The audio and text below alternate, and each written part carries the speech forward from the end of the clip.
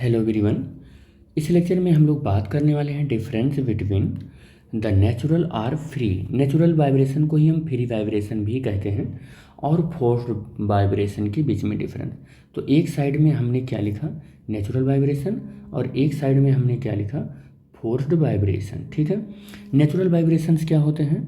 Natural vibrations में resistive force absent होता है, लेकिन फोर्स्ड वाइब्रेशन में एक ड्राइवन फोर्स आ जाता है। क्या आ जाता है? एक ड्राइवन फोर्स आ जाता है, या पीरियोडिक एक्सटर्नल फोर्स आ जाता है। नेचुरल वाइब्रेशन की फ्रीक्वेंसी क्या होती है? वो डिपेंड करती है बॉडी की शेप एंड साइज के ऊपर। और ड्राइवन फोर्स्ड वाइब्रेशन में जो फ्रीक्वेंसी होती है वो क्या होती है? अप्लाइड फोर्स की फ्रीक्वेंसी के ऊपर डिपेंड करता है। हम लोग देखते हैं नेचुरल फोर्स वाइब्रेशंस में कि फ्रीक्वेंसी ऑफ वाइब्रेशन कांस्टेंट होती हैं, और इसमें फ्रीक्वेंसी ऑफ वाइब्रेटिंग बॉडी क्या होती है? चेंज होती रहती है। कि कैसे चेंज होती रहती है? फ्रीक्वेंसी ऑफ अप्लाइड फोर्स के अकॉर्डिंग चेंज होती रहती है।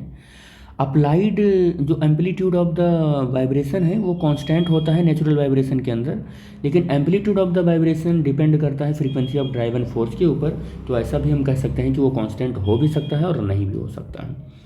इसी में एक और टॉपिक हम लोग देख लेते हैं